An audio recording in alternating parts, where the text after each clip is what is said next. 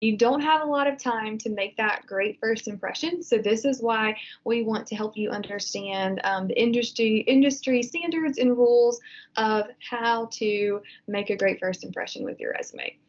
So we first get started with just some of the basics. So you're thinking about your font size and what it should all look like. So we are going to suggest that you never use a template. I know this can be really tempting, especially because Word has nice, pretty ones laid out for you. You might have learned how to use a template in high school or in some other class. But the reason we say don't use a template is because they're not very easy for you to edit or change. So some templates are going to say you must put your education in this section, then you have to have your skills in this next section, and that's not going to be how we're going to suggest that you set up your resume. And so oftentimes it's really hard to edit it when you have it in a template like that.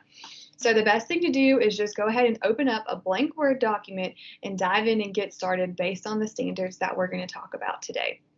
So I'm going to suggest that you use about a 10 to 12 font size. We don't want anything too big or too large, so you want it to be pretty standard font. Choose a font that's also standard. So normally we're going to go with like a Times New Roman, something like that. That's easy on the eye, easy to read, and looks really good when someone's scanning over it. So avoid a fancy font. I say avoid, I think it's called Calibri, whatever pops up when you first use a Word document. Just show them that you put a little bit of effort into changing your font, but definitely choose something that's easy to read for sure. When you're printing off your resume paper, most of the time we're going to apply online these days, so you don't necessarily have to have a hard copy.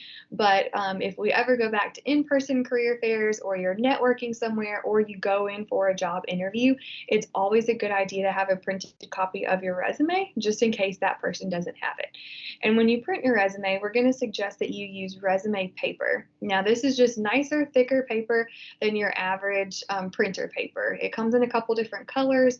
I always suggest the ivory just because it's a different color and it stands out from all the other papers that I have strewn around my desk. So you just look professional. It shows that you spent those extra seconds in putting it together. So definitely keep that in mind when you're doing that. Then for you're consistent in your structure. So we really want, when we're kind of looking at your page, we want everything to just flow down the page. So we want all of your headers to look the same and to be in the same spot. And that way the employer can quickly find what they're looking for. So that's kind of your basics. Then we're going to start diving in to a couple other things. So there are several different types of resumes that you can use. The most common is going to be your chronological format, and that's the one that I typically suggest for students to use because everything is listed in kind of reverse chronological order. So you start with your most recent education, your most recent work experience, and work through that way. That helps the employer see the timeline of where you've been and what you've been doing, and really makes everything easy for them to understand as they're looking through it in only those 30 seconds. Now, sometimes you might see people use a functional format, and that's okay. You definitely can. This is really where you're focusing on your skills. But usually we suggest this for people who have a lot of experience or are transitioning in career fields. So that doesn't usually apply to our traditional on-campus students, but definitely if you're making a big switch and you want to highlight management or communication experience, you can do that with a functional resume. Today, I'm going to talk to you mostly about the chronological format since it is the most common, and it's easy for you to understand how to set that up.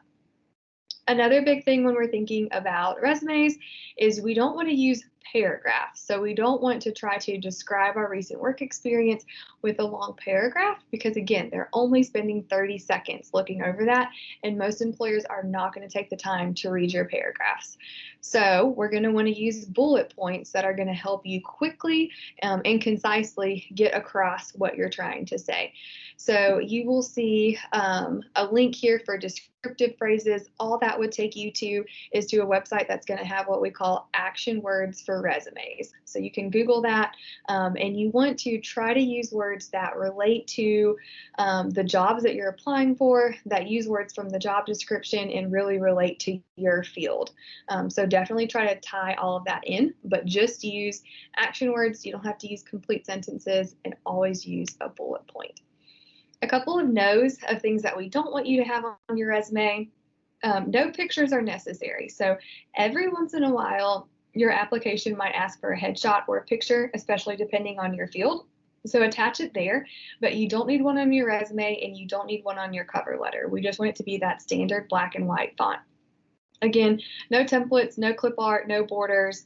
We're really trying to keep it just as concise and consistent as possible so that way the employers can find exactly what they're looking for. We also suggest that you try as hard as you can to keep your resume to just one page, especially if you are a traditional undergrad student who does not have a lot of work experience in your field. Again, they're only spending a short amount of time looking at your resume, and most of the time, if it's more than one page, they're really not even going to look at your second or your third page. Now, of course, as you progress in your career and you get more leadership and management experience, then your resume might start expanding, and we could work with you on that as well. But typically try to keep it to one page and as short as possible. So we've got all that out of the way. We're going to look at what's the very first thing that should be on your page. So it's going to be your contact information. So your name, your address, your cell phone number, and your email. So very first, put your name. I usually say make it pop. So I would have this as your largest font. This one, you might bump it up to like 14 just so it's the largest thing on your page. I typically bold this. And then some of you guys will go by your middle name or by a nickname. And so I want to help you know how to do that as well. So for example, if your name is Elizabeth, but you go by Beth, you might put Elizabeth and then in quotations put Beth and then put your last name. And that will help the employer know what you prefer to be called, but also what will show up on all of your official documents. So with your address, we don't really want you to list where you physically live. I don't want to know your apartment number or your house number. I just need to know your city and your state, and that helps the employer know, are you from that area or not, and just kind of where you're located. But if they need to mail anything to you, that's going to be in your application as well. Especially now that we apply for things online, you probably don't want your physical address just floating out there for anybody to see. And your cell phone number, make sure that you have a voicemail box set up and that it's professional. So you don't want to go with the standard voicemail that comes with your phone. Make sure you change that. You say your name. So that way, if an employer has to leave a message, they know exactly who they're talking to, and they don't have to wonder if they dialed the right number. And then make sure you check your voicemail often, so that way it can stay clear and people will be allowed to leave a message for you. And then when you're choosing your email address, always use a professional email. I can't even tell you how many wild email addresses I have seen as I'm working with students or serving on hiring panels. So keep it professional. Right now, as you're a Troy student, it's usually fine to use your Troy email address. Some of you guys might have Gmail addresses that you've set up. And if you don't have that yet, I just suggest making a simple one that might be firstname.lastname@gmail.com. Try to avoid too many numbers or anything that has nicknames or something fun and catchy to describe you. You want your email address on your resume to just be very professional. All right, so this is kind of a sample of how that would look. You can see first name or your name at the top, bold, just your city and your state, a phone number, and a professional email. And then if you want to have a line after that, I think that looks nice, and it just kind of sets up the page for you. So this is what you're looking for to begin with. Then the next section that we're typically going to suggest is your education, especially right now as you guys are all current Troy students. You're working towards that degree, you're very proud of that degree, and usually you're applying for jobs that are going to be based on your degree or on completing college. So we usually want to start with that section. And you want to start with the highest level of education that you're either working on or have completed. So right now, you guys are all Troy University students. That means whatever your major is right now would be at the top of the page. Even if you haven't fully completed your degree, we'll show you how to do that, but you will just put your anticipated graduation date.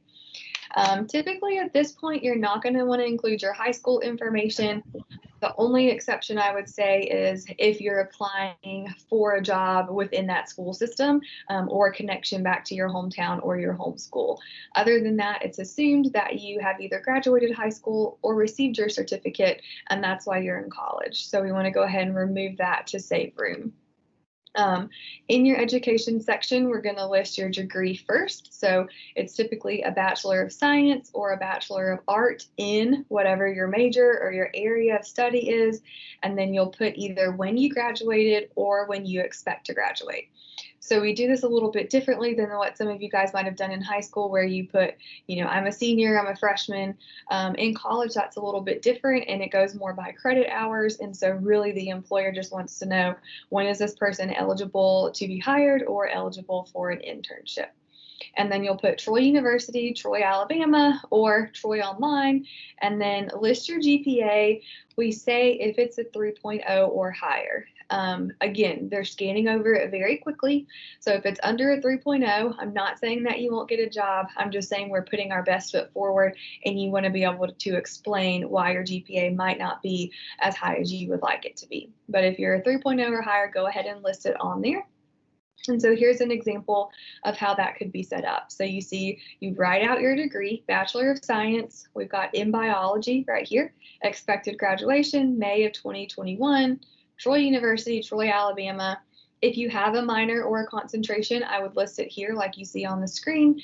So they've got concentration, molecular biology, and then GPA, a 3.62 out of 4.0. So how that looks on your screen would be something like this.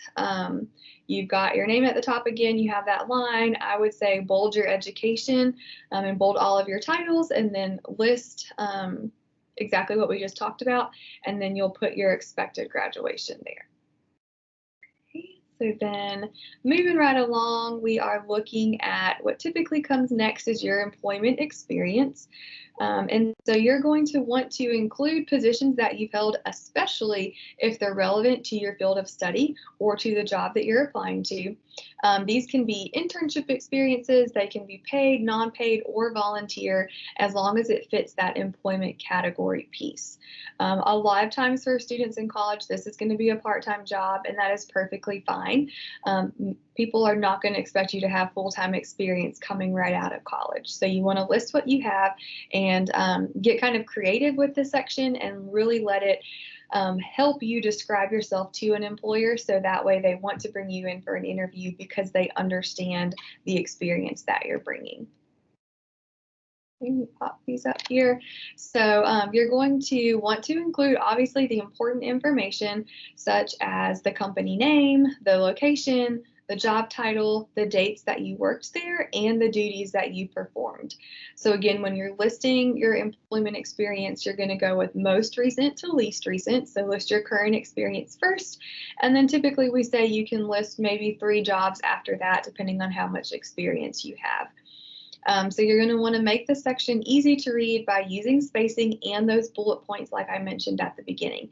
So I'll show you in a minute, but no paragraphs, just bullet points that use those action verbs in order to let you describe your experience. And then just an important kind of English piece, if you see that the job is past tense, or if you're not currently in that job, use past tense. If you're currently in it, use present tense. And again, that just helps the employer know exactly where you're working at that time. So I've got an example here on the screen. I realized in the last slide our education date was kind of in the middle. We're always going to want to suggest that you put that on the right side of the page, just because you'll see it kind of helps fill up your page and it makes the dates really obvious for the employer when they're looking. So we've got employment experience. This person's going to have a hospitality intern at Mountain Jacks in Lafayette, Indiana, and then they've got some bullet points. Now, you can have a fair amount of bullet points, especially if it's an internship or something that directly relates to the field that you're applying to. I would say most students will have maybe up to 5 bullet points. If it's super relevant, you could add a few more, but be really careful with what you see the action words are here. You don't want to list the same thing. So you don't want to say managed 3 times in one section or assisted 3 times in one section. You really want to choose your words wisely and carefully, so that way it helps the employer see all of the experience that you're bringing them. Okay, if there's any questions, you can let me know. I see some coming in the chat, but I hope we're getting those answered for you. I don't know if we have any athletes on here, but I just want to highlight a few things in case you are. So if you are a college athlete, you definitely want to list that on your resume. Typically, you're going to create a whole nother section that would say intercollegiate athletics, and then you will list your athletic participation, so what your sport was, how many years you played, any personal or team accomplishments. You'll summarize the time that you devote, and any sort of academic honors or awards that you gained through athletics. You can also list any kind of scholarships that you've earned through playing your sport here as well. And so we don't just want to say, I played soccer or I played baseball. We really want to take that experience and translate that into something that would make sense to a future employer and encourage them to hire you. So when you're a student athlete, you're really balancing a lot of things. So we want to highlight on that. We want to talk about leadership skills, teamwork, time management, communication, the commitment to the sport and to your academics. So we have an example here of just how that could look like if this applies to you. So you could have your education, then your athletics, or you could still have your work experience first, but you really just want to highlight what you've learned throughout that time of being a student athlete. Okay. Then typically what comes next would be some sort of activities, organizations, or leadership experience, because a lot of you guys are involved in extracurricular activities, and so we really want to be able to help you account for those and show what you're learning from those areas, especially if you've held a part-time job that doesn't exactly relate to your major or your career choice. So again, list things that are relevant that can kind of help speak to an employer. So we've got a few examples here that you'll see. Definitely if you have any leadership positions, you want to highlight those, but being a member of an organization is still important and you're still probably learning a lot from that organization. So we've got an example here of someone who's in a fraternity. So if that applies to you, you kind of want to list what you've done, if you've managed anything, if you've been on a committee, any fundraising efforts that you've participated in. And you'll see here that we're using some numbers because employers really like to see you quantify things. So don't just say let a team, tell them how many people were on the team. Don't just say fundraise, tell them how much you fundraise. So that way they can kind of put some numbers to that and it makes it sound more impressive. And then we've got an example of someone in an organization. And so you can definitely use that as well. Anything that you volunteered with, helped with. So just think about what activities you're in. Now, if you're way over involved and you're in like 7 things, we probably won't have room on your resume to list all 7, but you'll want to choose your highlights, the ones that relate to the job the most, or that you might have had the most experience in or were the most recent. So sometimes you have to pick and choose things to include on your resume. But what I always encourage students to remember is your resume is just your first impression, that first glance. What you're hoping for as an employer to choose you to complete an interview, and then you can pull in from all of your experience as you're answering those interview questions. All right. So a lot of students will have honors that they want to include. So these would be things that relate to your academic or your work experience. So I've listed a few here at the bottom of the screen. And usually these are honor societies, or if you've made the chancellor's list or anything like that. So kind of keeping that in mind. Whenever you do list this though, make sure that you tell me exactly what it is. So when an employer see a lot of these Greek letters and they see, Alpha Lambda Delta, well, if they weren't a freshman at Troy, they might not know what that is. And so you want to tell them what you did in order to be able to achieve that. And then same thing for chancellor's list. Or provost list, whatever it is that you make, you want to list those semesters that you earned that and what it is that you did in order to achieve that. So was it a 4.0? Was it a 3.0? And so same thing for all of those other organizations and honors that you're in. Okay, so a couple other categories that you may want to include on your resume, depending on what you've done. Students will often ask about volunteer experience, military experience. If you speak another language, definitely list that. You'll just have a language proficiency category. You'll tell me what languages you speak and what your fluency level is in that. If you have certifications and trainings, especially if they relate to that job that you're applying for or to your interest area. So, if you're CPR certified, that would definitely make sense sometimes in areas of like education or nursing or exercise science, but may not make sense if your major is computer science. So you really want to choose wisely what you put on your resume. So that way you're not cluttering up space and just kind of filling it with things that the employers don't need to know. So if you choose to use any of these other categories, you will write it the same as what we've just talked about. So you'll use volunteer experience as your header. You'll tell me where you volunteered, use those bullet points and those action words to explain that. Same thing with your military experience. Now, other categories that students sometimes ask about, I've listed one here, relevant coursework. Sometimes you'll see skills, and I just want you to be really careful with those sections because I want you to think about work experience, activities, projects you've done in class that could fill up your page rather than listing skills that you might think that you have. And if you do want to list skills, really think about, can I list that in my work experience? So if you want to say my skills are communication and time management and being organized, that's really good, but an employer is going to want to know how. How have you showed me time management? How can you prove to me that you're organized? And so you can usually do that through your work experience. So definitely keep that part in mind. I am going to pop on over to our website really quick and show you some resume examples so that way you'll know where to go for that. And then in just a minute, I'm going to have our GA hop on and continue talking to you about references and cover letters just so that way you don't have to hear my voice the whole time. So our website really quick is my.troy.edu/career-services. So you can find that really easy by going to the my.troy.edu website, signing in, clicking on students, and then you'll see us over here in career services. So when you scroll down, you'll see on the homepage a couple different things that we offer. You'll want to click on the resume and cover letter button. And you'll see some examples here for you. A lot of this is what I've just talked to you about if you want to reference back to that.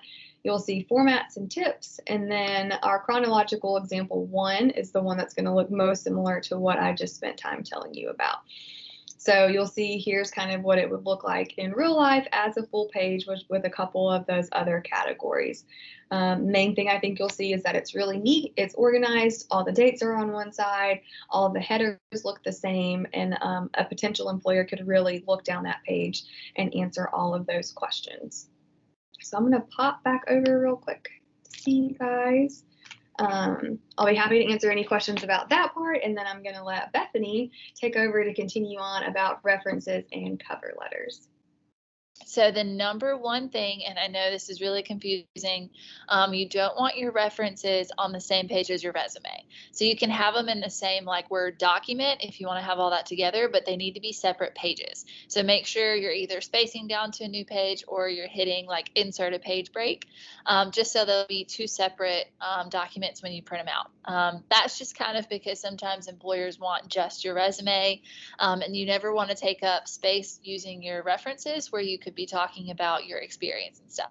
When you're choosing your references, it's very, very important to choose professional references rather than character references. And what we mean by that is you want someone who can speak to you as an employee and not just as a friend. So it's really awesome if your best friend's dad owns a business and he thinks you're really cool, but if you've never worked for him, or volunteered for him or anything like that, you don't want to use him as a reference.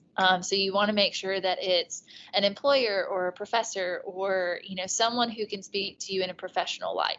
So if you've babysat for your best friend, then they can kind of speak a little bit to you as an employer, but not if they're just kind of your friend and they just think you're awesome. So you definitely don't want to use like parents of your friends because they only know you as a friend of their child. So when that employer calls them up and says, hey, you're listed as so-and-so's reference, can you tell me about them? You don't want them to start telling childhood stories about you, right? You want them to say, yes, they worked for me. They're a great worker. They're always on time. They're really, really organized. You want them to say those kind of things about you instead of more personal things. Okay, the next thing is making sure your references are aware that they're your references. So the number one thing you want to do is kind of ask them. It's always good to shoot them a text, give them a phone call, go by, see them in person. That's kind of hard right now because of COVID, but you always want to kind of just ask. That way they're aware that they are one of your references. So if an employer were to call them or to try to email them or something, they know what's going on. It's really good for them to have a copy of your resume.